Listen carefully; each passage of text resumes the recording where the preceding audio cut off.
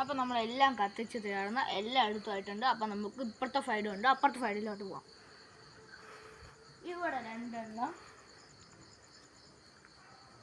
ഇവിടെ ഒരുപാട് വലുതുകൾ ഉണ്ട്, അപ്പുറത്തും ഉണ്ട്. ഇതൊക്കെ ഞാനാണ് കേട്ട കഷ്ടപ്പെട്ട് കത്തിച്ച് വെച്ചത്. ഇനി ഇവിടെയും ഒരെണ്ണമുണ്ട്.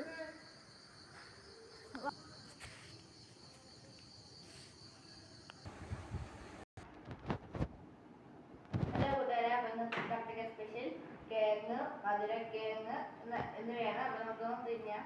കിഴങ്ങും ഉള്ളിയും